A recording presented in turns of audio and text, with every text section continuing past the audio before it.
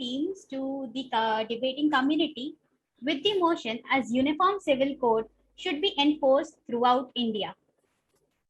We have done a pre-debate polling asking the judges which side do they favor. After this, we will have the flip a coin. That means the captains from both the teams will come and tell that either they want to choose heads or tails. Whichever team wins will have the option to choose which side of the motion they want to follow. The other team will have the chance to decide either they want to go first or second. Right? So with this, we will have 3 rounds: the introduction round, interjection round, and the conclusion round. The introduction round will, in the introduction round, people will have 3 minutes each to speak.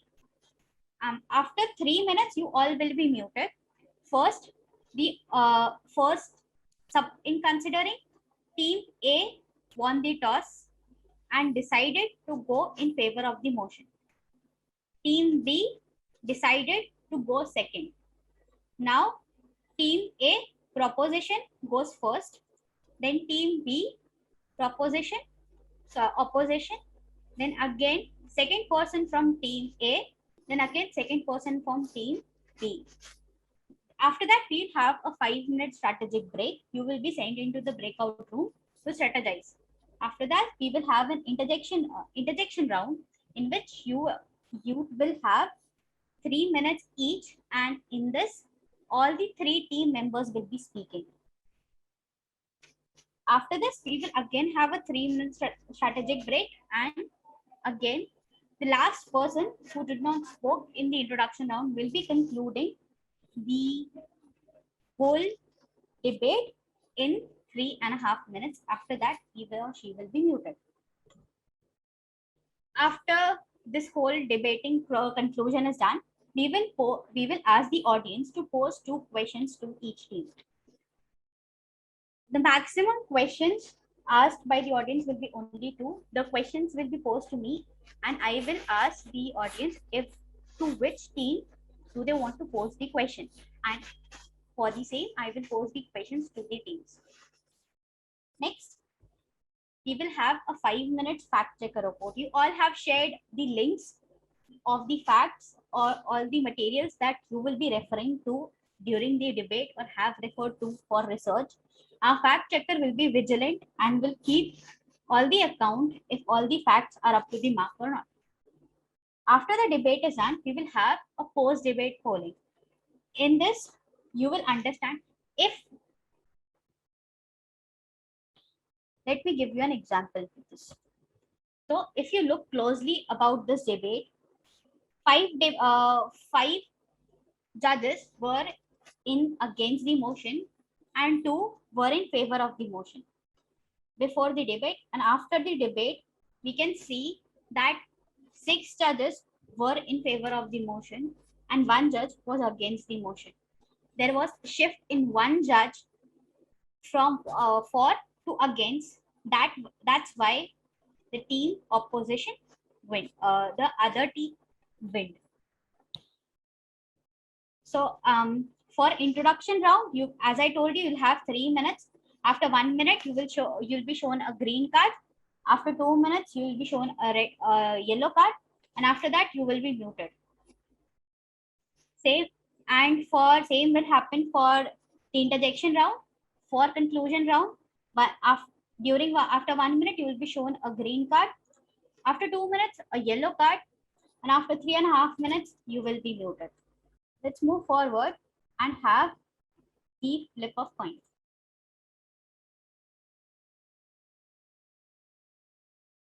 Either what do you choose, head or tails?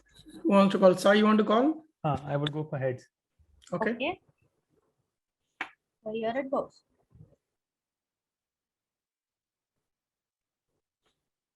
And head wins. So Sai Teja, what do you choose? We'll go for the motion. All right. Opposing. So Vijayan, you will go against the motion. So Yeah, what? Against the motion, we will choose to speak second, like Second. follow. Yeah.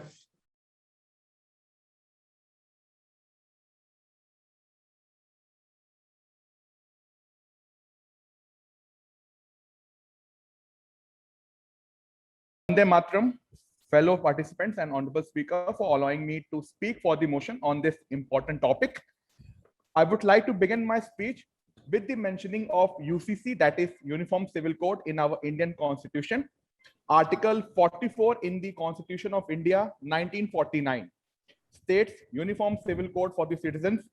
The state shall endeavor to secure for the citizens a uniform civil code throughout the territory of India. The Uniform Civil Code, that is UCC, calls for the formulation of one law for India, which would be applicable to all religious communities in matters such as marriage, divorce, inheritance, adoption. The code comes under Article 44 of the Indian Constitution, which lays down that the state shall endeavor to secure a civil code that is uniform for the citizens throughout the territory of India. The issue of Uniform Civil Code has been debated since the time of Indian independence, and there's a dire need for India to have a uniform civil code. The country has already suffered a lot in the absence of the UCC, and there is thus an ever-increasing need for the implementation of a uniform civil code for all. Point 1, Uniform Civil Code needs to be enforced without any procrastination, as it is the need of the hour. It is the protecting directive principles for the safeguarding of the soul of Indian Constitution, that is Article 32, which is the right to seek constitutional remedies, as only uniformed civil court system ensures uniformity, that is when everyone is the same before the law and order. Point number 2, for the protection of half population, that is the women section, Uniform Civil Code is required, as due to the current presence of discriminatory personal laws such as Sharia Act, Christian personal law, and Muslim personal laws, and other specific communities law. Divorce, marriage, other practice, custom related legal processes, remedies, justice check and balances are complex, unequal. Thus, simplification is only possible through UCC, as every woman is also an Indian citizen irrespective of their background. Article 51AH says it shall be the duty of every citizen to develop the scientific temper, humanism, and the spirit of inquiry and reform. Only through Uniform Civil Code, the same civil law will then be applicable to all citizens irrespective of their faith, and thus the proper protection and implementation of scientific temper above faith shall be possible. Last point, fundamental rights are subject to law and order, morality, and health. That is why UCC is there for the inserter of these riders. Article 44 is thus the prolonged concept which the Indian state shall put into place. Thank you.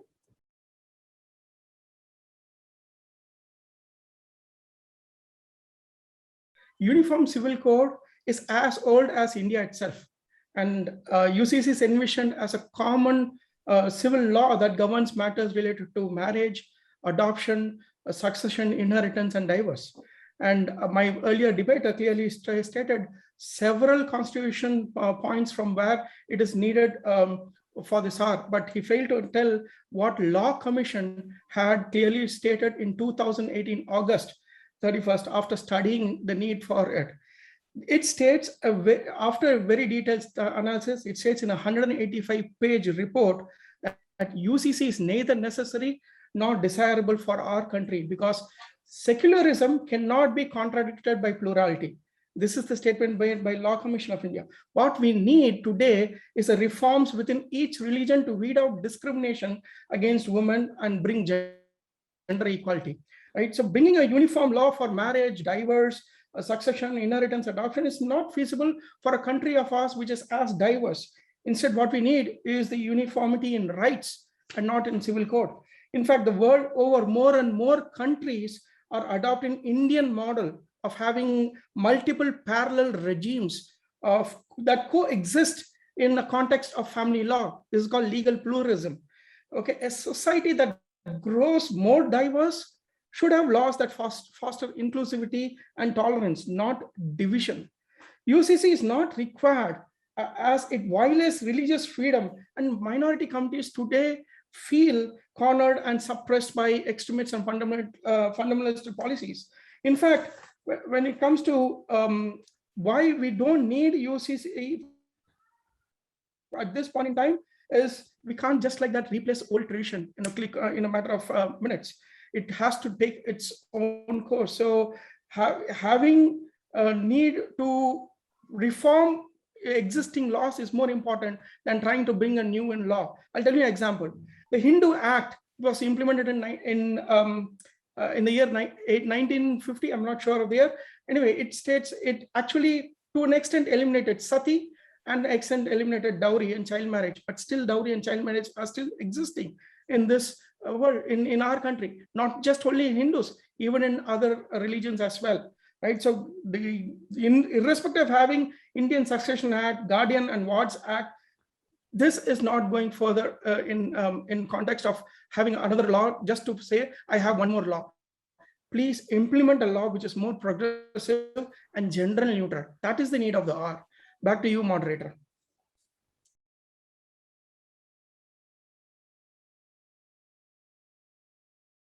Thank you so much to our opposite debater, Toastmaster Vijayan, for laying out. But here, let me tell you why I reject with your oppositions. So basically, if you see India as such, India is a country with a lot of diversity, and we have many people coming from different castes, different creeds, with more than 121 languages, with more than 19,500 mother tongues. It is a country with innumerable number of religions and castes.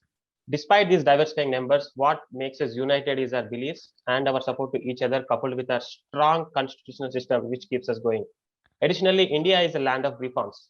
If you see a couple of years before, what kind of reforms we had? They ranges from financial to fiscal to capital to industry. While these reforms are in those sectors which is totally transformational, but the development in the other sectors such as legislative system and also in the judicial system are only incremental. But as we evolve with time, especially as a people of India, we become more liberal, more broad-minded and more permissive. And the reforms in law systems, especially for the personal laws, are definitely welcome.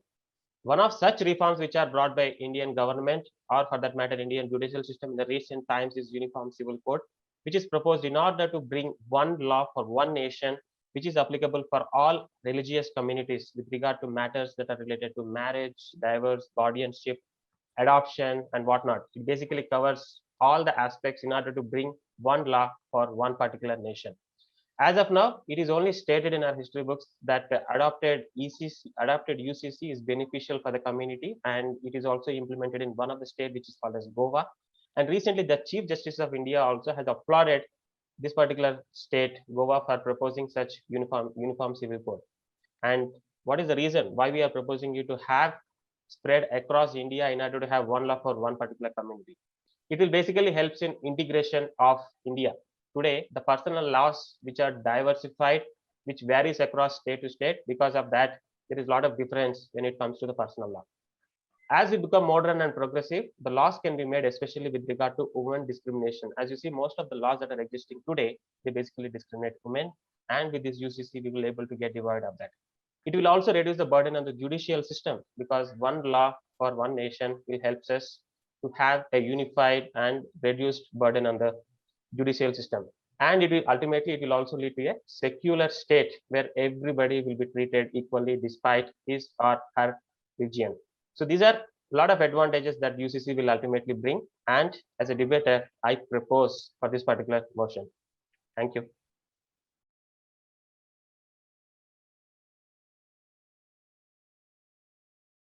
Yeah, good evening, judges and fellow participants and audience.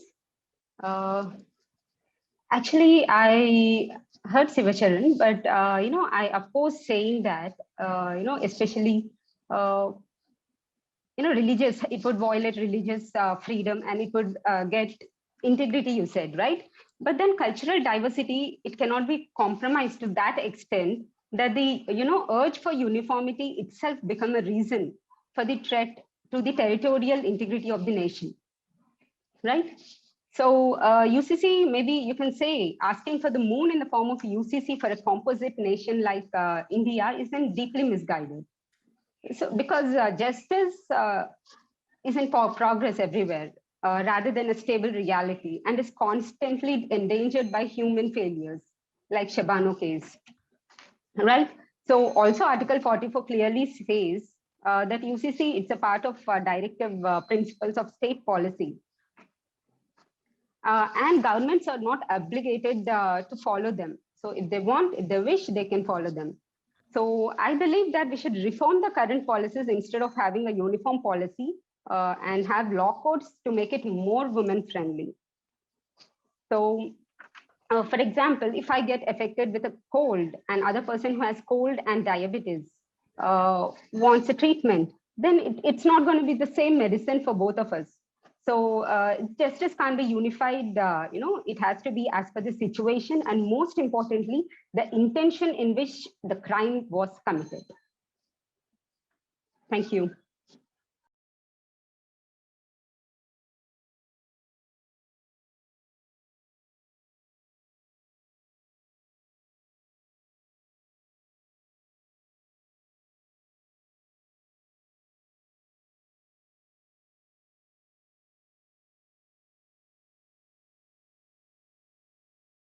My fundamental difference with the points made by the opposition is in Constitution, Part 3 of the Constitution, which is fundamental rights. We have Article 14, 19, and 21. According to Supreme Court in Menaka Gandhi versus Union of India's judgment, they says these 3 articles form the golden triangle. It means these, if any of these 3 are violating, which are against other fundamental rights, Article 14, 19, and 21 prevail over them. Now, the core issue in regard to the Uniform Civil Code is the fundamental aspects which, in related to most of the religious practices, there are certain practices which are inhuman, like for example, polygamy, or laws which are patriarchal, or laws which are not gender neutral, or not, which are discriminatory in nature. We are not dealing with the customs or traditions. In order to ensure Article 14, 19, and 21, which are right to equality, right to freedom of speech and expression, and right to life and liberty, we need to end certain practices. For example, polygamy in one sense. In India, till 2005, in Hindu law, women were not co-partners. I mean, it means women did not have right over ancestral property. Now, just by introducing that, the argument is that they went against the principles of Hindu law, or they went against principles of Muslim law or customary law. But there are core issues which are related to human laws.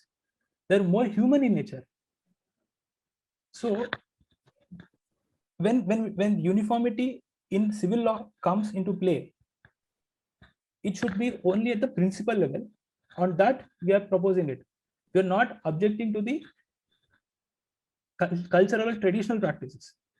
A Muslim can marry in Muslim law in his traditions. A Christian can marry in Christian procedure. A Hindu can marry in Hindu procedure, Hindu laws. But the core issue of marital laws or divorce laws, which are highly discriminating in nature, has to be eliminated. And the next point is, comes to the argument is that it has time, it will take a lot of time, this will be progressive. But when a question of morality or question of human ethics comes, it has to be now and only now. We should not delay any further in implementing Uniform Civil Code. And thank you.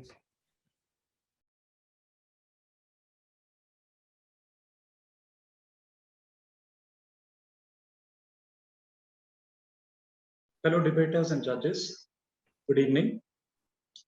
The matter of Uniform Civil Code has much in favor and against. There are points on both sides. I would like to oppose the motion, and I'd like to take up certain points made by my fellow debaters. Harsh has said that the country has suffered a lot. There is a dire need, and the soul of the Indian Constitution has been harmed. He has not mentioned what these sufferings or dire needs or people seem to be happy to a large extent, except for the party which wants to change things. He says that the women's section has been especially oppressed, and half the women, half of the Indian population wants something different. Now, I would question this because half of the Indian population, half the women, Hindus are the part of that half. So you can easily take them out. Now, as for the Muslim, Parsi, and Christian, the Bharatiya Muslim Mahila Andolan, that is in Mumbai, on November 7, 2016, said that they oppose the Uniform Civil Code. And these are not women who are just towing the line of the men. They say that we don't want triple talaq, but we don't want Uniform Civil Code. We are happy with the existing thing. The Parisiana magazine in October 2016, they also said, Parsiana, sorry, it is the Parsis. They also say they are opposing the Uniform Civil Code. Now, Mr. Sivcharan, he said that as we become broad-minded, we have to change the laws and we have to implement a uniform civil code.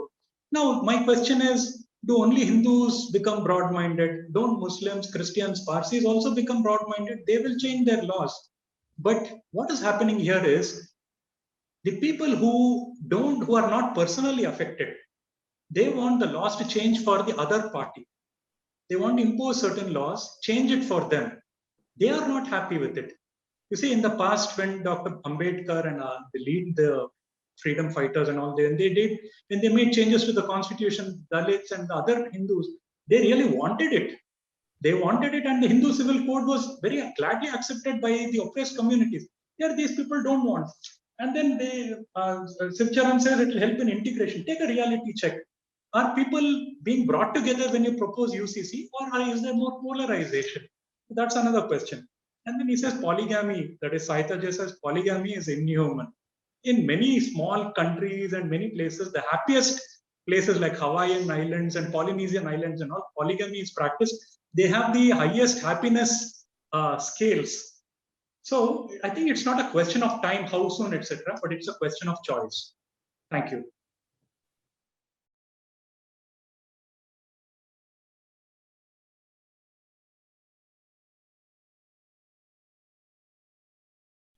I would like to counter my fellow participant, Vijayan, who said that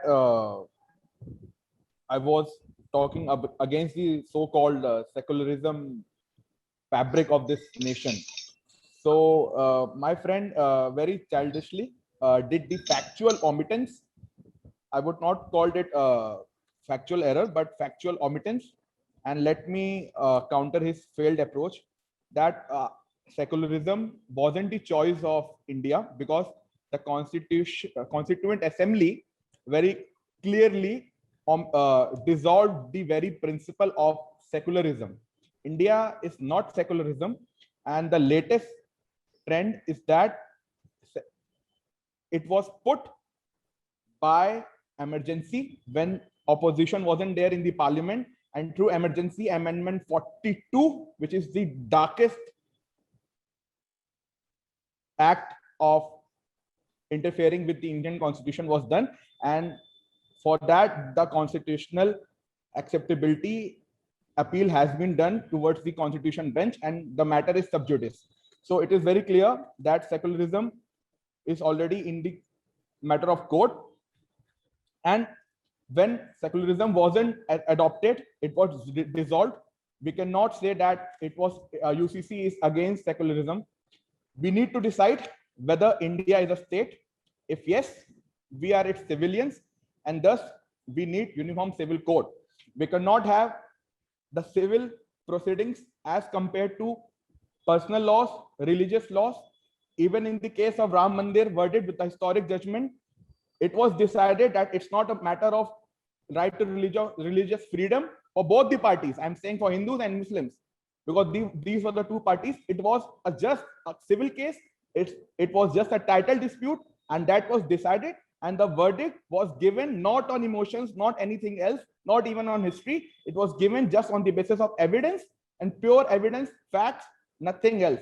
So we need to have the scientific temper, and we need to decide uniform civil code is for India, for all its Indian citizens, and those who do not count themselves as Indian citizens will only have problem with that. Thank you.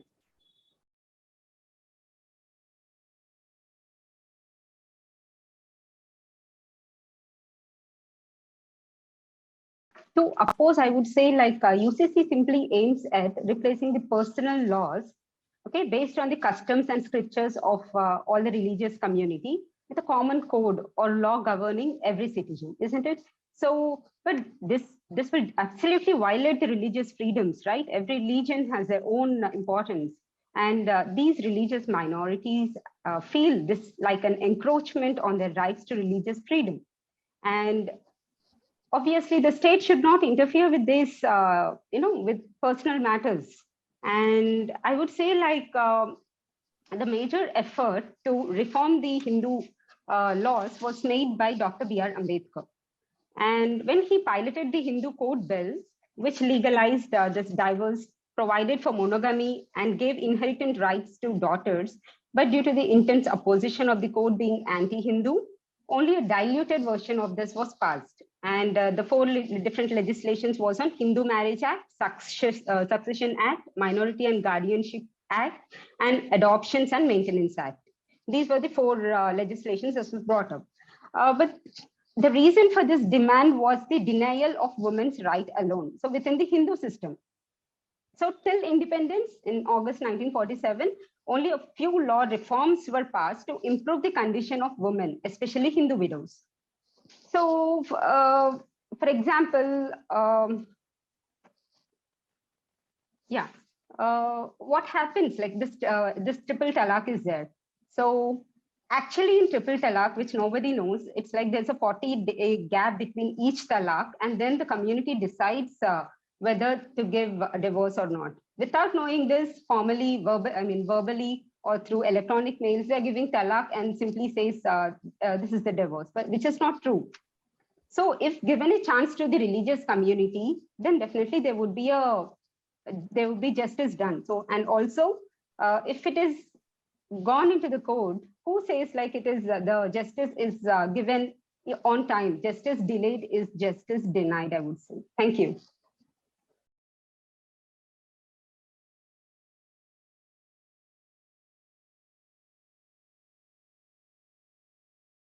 There are certain points which I would like to focus on, which my opposition team has said, mainly talking about the cultural laws, secularism, and the gender neutral laws. Let me talk about cultural laws. While we largely talked about cultural facts, Uniform Civil Code, we need to understand that Uniform Civil Code goes beyond the cultural laws, because as it is written in our constitution, the basic objective is to protect our cultural aspects, while we also bring Uniform Civil Code with regard to marriage, guardianship, divorce, and all that.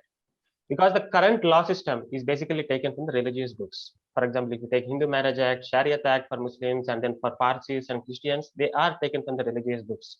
And we need to go beyond the religious books in order to be more practical, because as I said previously, we are a progressive nation. And cultural aspects, it doesn't mean that we are doing justice for women or we are doing justice for men. We should do the justice for both. That is on the first aspect. Now coming to secularism. Secularism, while we talk a lot about secularism, it is one of the fundamental aspects. It is in our religious aspects. It is in our fundamental 42nd Amendment of 1976, which talks about secularism. For example, if you take a Christian community, where if the husband does adultery, then women cannot go and file for a divorce. But if the same thing that a woman does, then husband can file for a divorce. So like this, there are a lot of conflicting principles. Even in Muslims, we are talking about the triple talaq.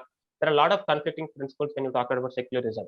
So bringing up this particular aspect of Uniform Civil Code will help us to bring much more secularism in our country. Thereby, it abolishes the discriminating aspects against the women, because they are subjected by different religions. Now, my dear opposition team also has talked about gender neutral laws. So let me tell you a couple of examples. The basic principle of UCC is to get beyond the gender neutral laws. For example, if you take a case of Sarala Mudgal versus Union of India, which the Supreme Court has told in 1955 that just because the husband wanted to convert into Muslim to get the second marriage, it is not allowed, right? And that's where Supreme Court Justice of India has clearly mentioned that there is a need to bring Uniform Civil Code in our society. It's not me who is saying, it's not my team members who is saying, it is Supreme Court who is saying. Similarly, if you take the case of Shano Begum, who has taken the maintenance from her husband, it is not only with regard to women, but it also belongs to men. It also supports the men. For example, if you take the case of Satprakash Meena versus Alka Meena, the court has favored with regard to Satprakash Meena. So I think general neutrality is basically one of the core aspects of UCC, and if you bring UCC into picture, it will definitely provide general neutral aspects. Thank you.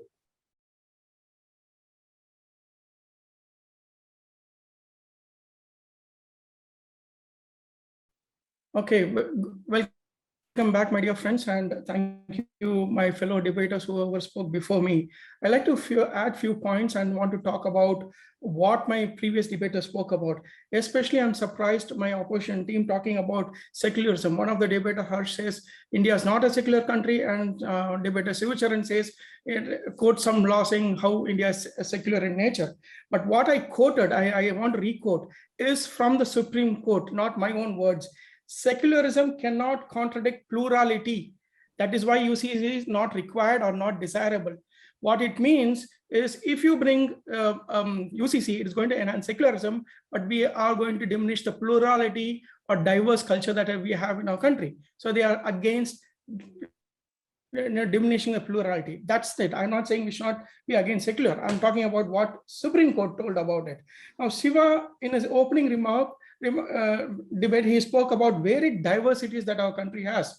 Now, only concern for me is it is not easy for any government to change a law just like that, because when you have such diverse communities, to change diverse community laws, you need 75 members of that community to back the law. And that's where the problem is today, right? Many, as my earlier debater from Dr. Prasad talked about how people are opposing UCC from their own communities, like be it Muslim or Parsis, right? It is the fact that they are opposing it for several reasons, well-known reasons. Now, Sai Teja spoke about polygamy. Now, bigamy and polygamy also exist in Hindus. In spite of having a Hindu act or Hindu law, there's absolutely no control on it. Let me give you some stats. 13% of Indians are Muslims, out of which only 2% or less are Muslims who are married more than once, right? Now, while his debate is, his point is, if you have UCC, this can be avoided. Now, with live-in relationships coming in this today's world, it's going to make life more complex. Do you think UCC will also address live-in relationships as well? I don't think so. Someone spoke about Goa having a uniform civil code. Yes, Goa has a uniform civil code adopted from Portuguese. Later, it was dissolved and diluted, not dissolved, I said diluted very much by Prime Minister Indira Gandhi to accommodate some beliefs and virtues of other religions who are living in Goa. Now, if you, let's say for a fact, let's say agree that it's a uniform civil code for Goa, why not implement state-wise based on the majority of the religions? Implement a uniform civil code for Jammu and Kashmir based on Muslim laws, or Lakshadweep based on Muslim law, but Muslim population is more. And then look at every single state as which is a major population, try to implement a uniform civil code as per the law. Let me ask you, everyone, this question. If we have to create a uniform civil code throughout India, today it is all being based on Hindu laws. Why don't change it to Sharia law? It's the last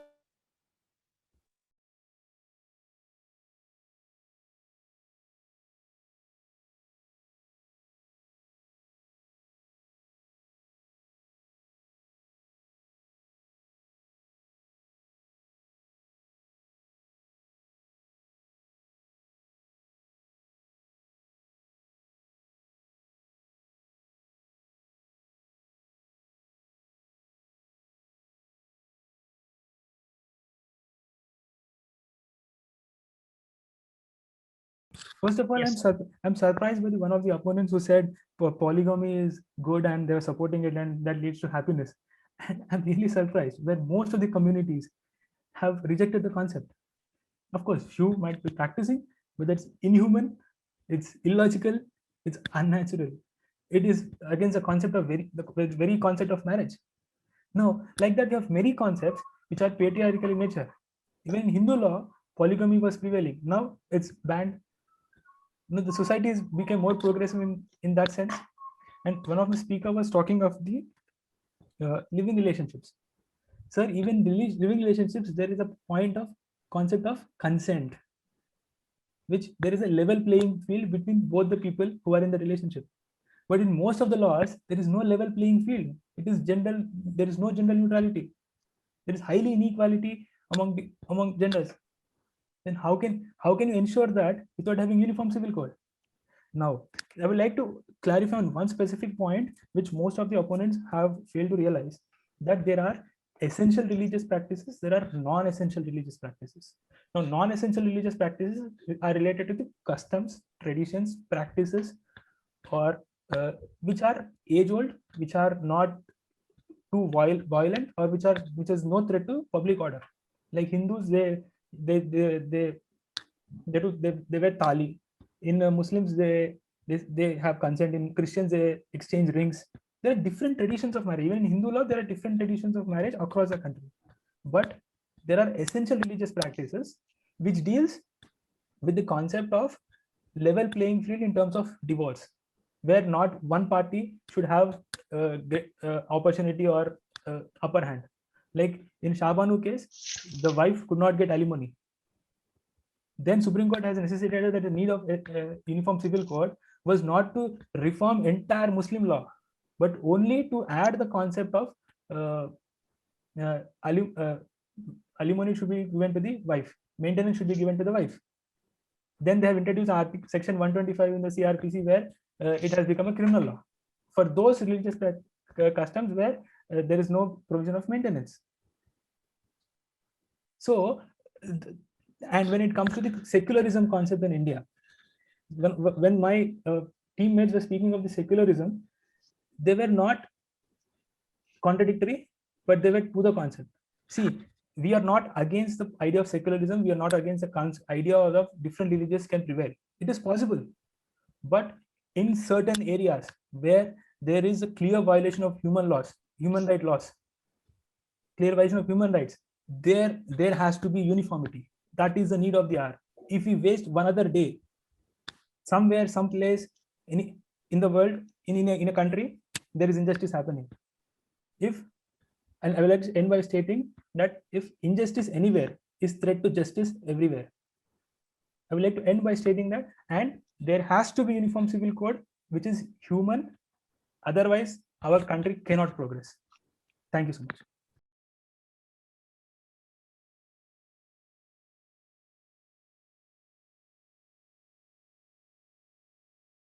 I would like to begin by first dismissing something that was said, which is that I promote polygamy or say that it is a good thing, etc. I'm saying that it is not a bad thing. There are communities that practice it.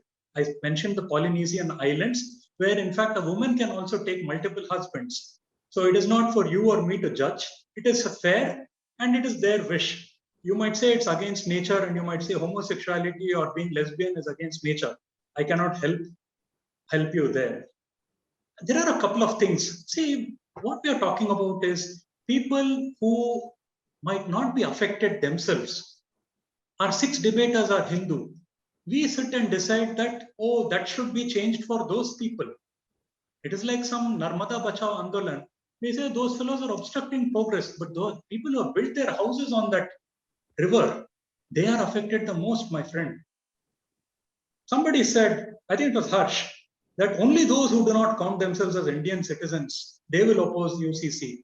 Well, we have these Muslims, these Parsis, many Christians, they're opposing it. Are they not Indians?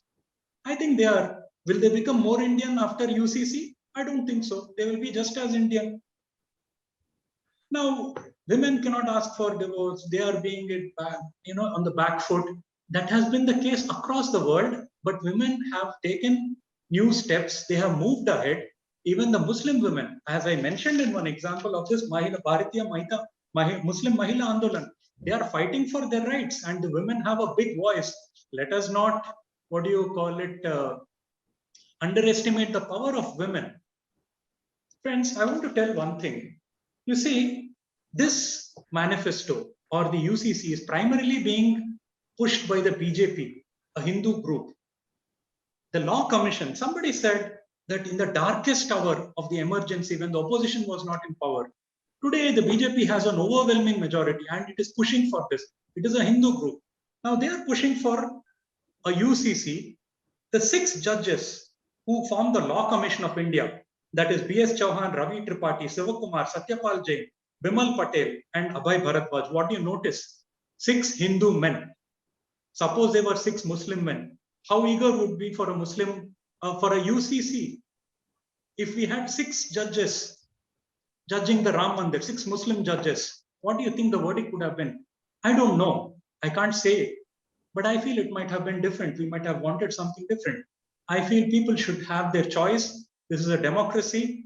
Let the Muslims have their choice. The women as well as the men, the Parsis, I don't know about, but many people are against the UCC and enforcing it simply because we have the majority, a Hindu majority, a Hindu Law Commission, and 6 debaters, all Hindus, demanding UCC. I don't think that is fair. What do you think? Thank you. So as both the teams have concluded, let's move to the question and answer round.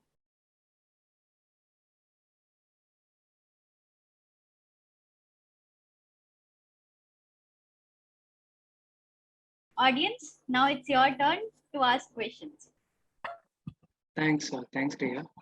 My question is to proposition team. All right. This uniform civil code, what they're proposing, I also believe in it. The only reason we did not implement at the time of when we got independence was like company was not in good shape. We already had a lot of rights.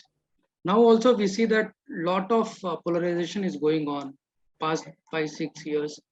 And if we do it now again, same issues will come. So don't you think we should hold on for some time? Firstly, I would like to just clear the facts. Okay. Now, Mr. Prasad was, being very humble, and he was, becoming just like a feminist, Fabianist. Those who call themselves as Fabianists, they protect the minority. They are pro-minority, and there's nothing harm in that. I don't know why he called the Law Commission as Hindu, everyone as Hindu. Let me just clear your mind that Law Commission was founded by British. It's a British body. UPSC is a British body, nothing to do with Hindus, nothing to do with Parsis, nothing to do with Muslims. Number two, let me complete, please. If you talk about equality and you talk about minorities, even there, equality is not there. Ashrafia versus Pasmanda is still there. I come from a state where this, discrimination is in open. Okay. Number 3. Now, if you are a state, you can call yourself as special citizens, or you can call yourself as a citizen. If you are a citizen, you will go through the civil procedure. Now, the secularism is just a concept which was forcibly inserted. It has been done in emergency. If you see emergency as a democratic movement, I just pity on your mindset. And because UCC has been delayed, does not mean it will be delayed again. You did not wait for the proper implementation of reservation. Why are you waiting for the delaying in the process of UCC implementation? It's a well implemented thought. It has to be drafted well. It has to be raised up in all the sections of the society. And India, as a civilized society, has to come forward their own ideologies, beliefs, customs, everything, and united as an Indian citizen. There's nothing Hindu, Parsi, Christian, Parsi in that, minority in that, because even if you talk about the Hindu Act, because Hindus are soft target, no, Hindus are not soft target because. Okay, so my question is for the opposition team. Opposition team did give an opinion that happiness index of country is better where there is polygamy.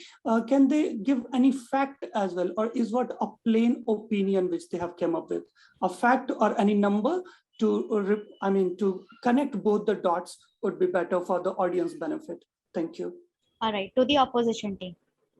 Yeah, since I mentioned this, I would like to say that this is something that I have read, and I can, if you wish, I can put it in the group in a short while. But the basic point was that there are places where my primary purpose of saying this was that it is not inhuman. If a woman marries in a culture, men are allowed to marry more than one woman. Women are allowed to marry more than one man. What is inhuman about it? And these are the Hawaiian Islands, it's generally known, and I can pass on the information whether there are happiness indices which are mentioned, and these are supposed to be some of the calmest places without this thing. I can give you the information. But primarily the idea is what is so inhuman about. I have a question to the opposition team. All right. Yes, Ajit, please go ahead. Yeah, my question to the opposition team. There was, I think, a suggestion by one of the opposition team members that why can't we have, state-wise, whatever code they want. For example, a particular state, Goa has got UCC. So and so particular state, there is a majority, they can go for their own laws. So let's assume there's a Muslim majority state, and they want to have Sharia law for criminals also. So do you think we should go ahead and do it in, let's say, any one such state in India? How can the opposition respond to that? Sure. Team captain for the opposition team, please tell who will answer the question. Okay, I can take, or Prasad sir, you want to touch? Or I can take it. It's okay. I can answer it because I please go ahead. Yeah. So thanks, Ajit, for asking this question. But in your question, there's a small misconception. You're saying criminal law. I'm talking about civil law, right? Civil law and criminal law is different. Now, in Sharia law for criminal punishments, let's say theft or rape, their punishments are harsh. Now, in a democratic country like us, can we use it? Answer is no, or maybe. I'm not the right person to talk about it. What I'm talking about is if you say we need to have a civil law that governs marriage, divorce, adoption, inheritance and succession, for irrespective of the religion based on every state.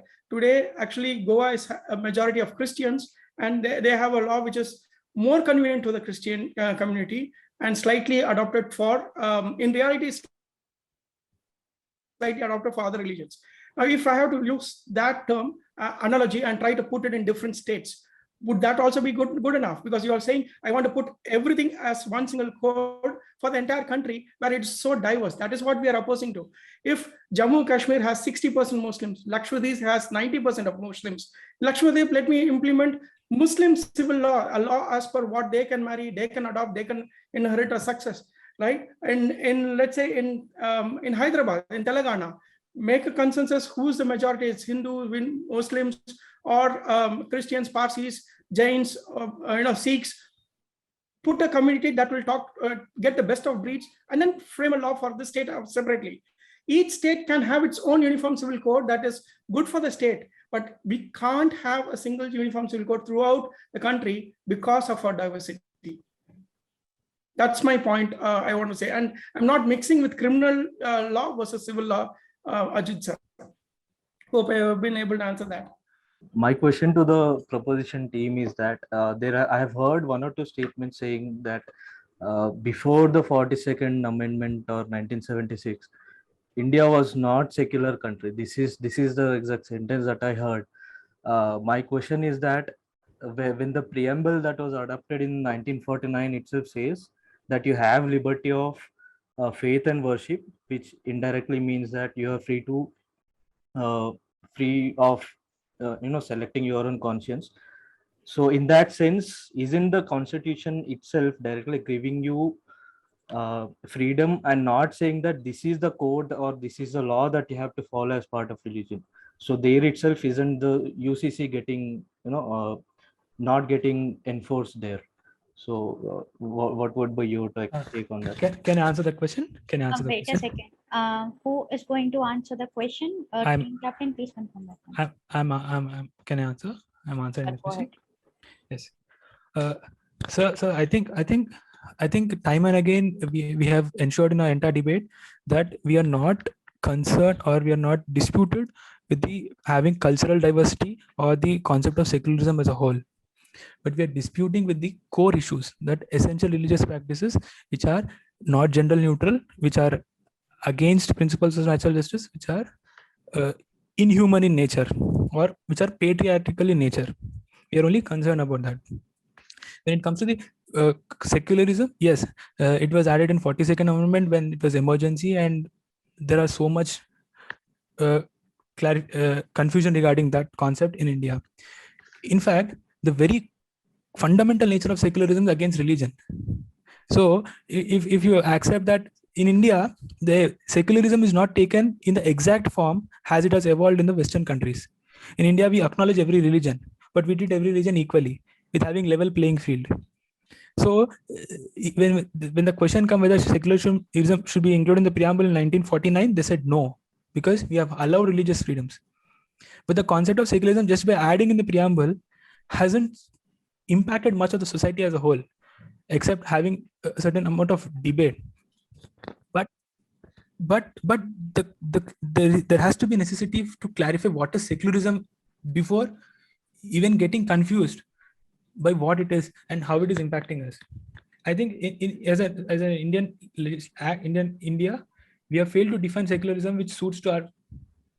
Everybody takes secularism in his own form, in his own thought process, and we are only okay. Thank you. I'm sorry. Yeah. Bye.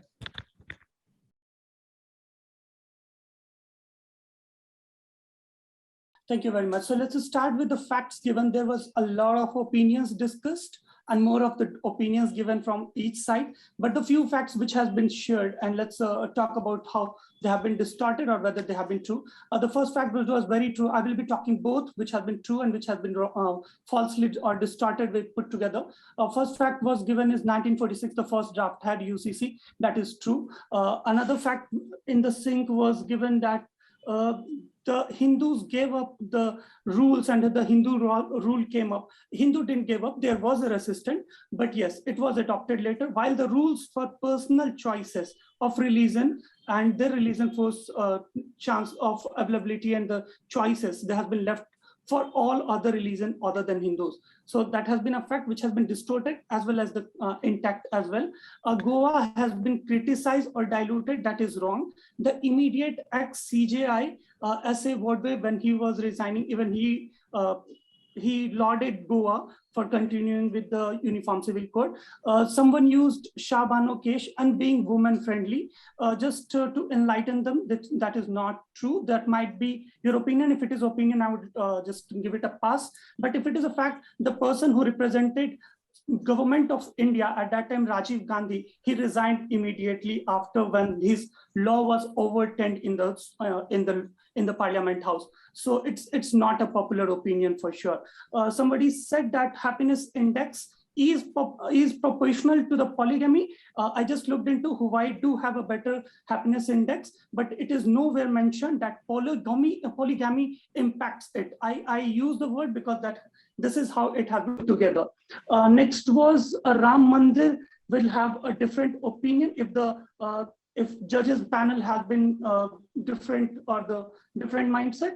So I think that is wrong as well, because we all know it was a diversified panel with 5 representing almost every community. Even there was a Christian judge as well in the bench. Someone said India is not secular.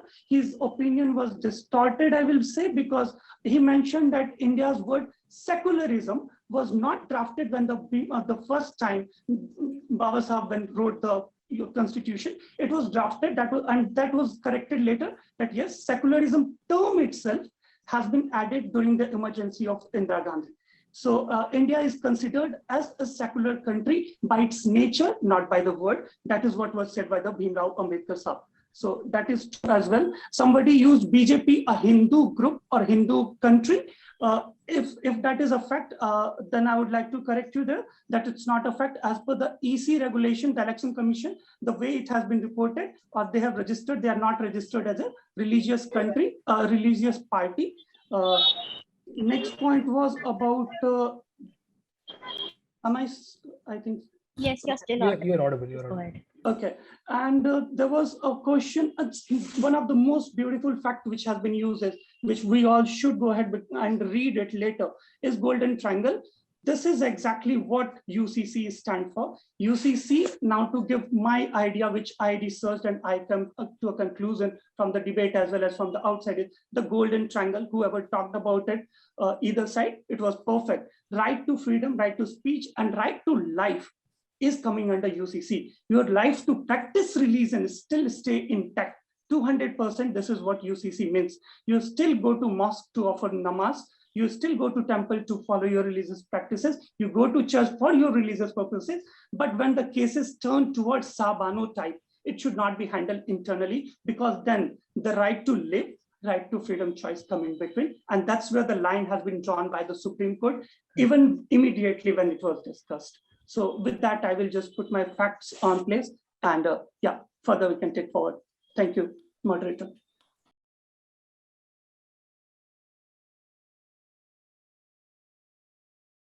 I have posted a link in the judges group for the post-debate polling. I request all the judges to please vote for the same. Use the link to vote.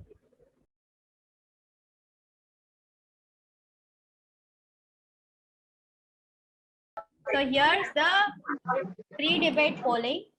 5 judges in favor of the motion and 2 judges were against it. And after the debate, that one team, either proposition or opposition, who was able to sway the judges from one side to the other. 5, 4, 3, 2. Oh. After the debate polling, 4 judges were in favor of the motion. Yes. So one judge who swayed, and with this, we declare that team opposition takes it from here. Congratulations!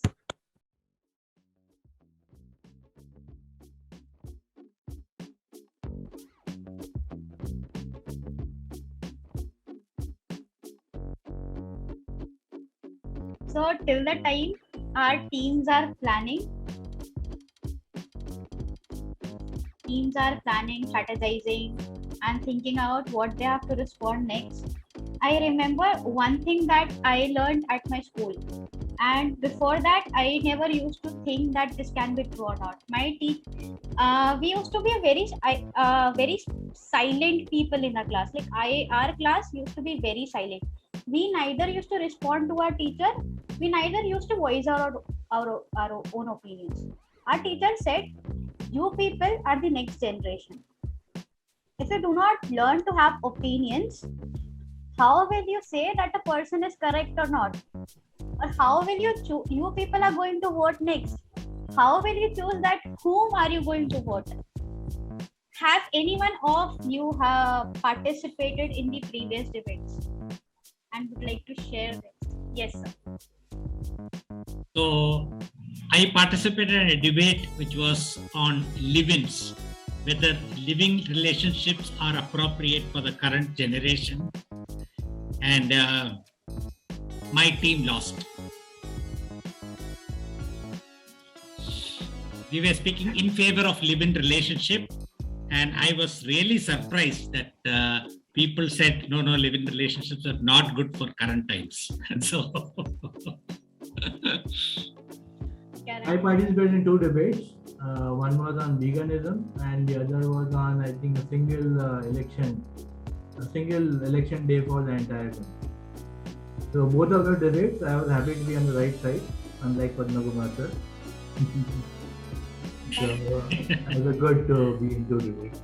It's actually great to know. I moderated the last one, of course. if I may, one more clarification. This is just a clarification question. We are no longer a religious siloed kind of a country, right? In my own community, I can see that there are at least 10, 12 interreligious marriages that have happened.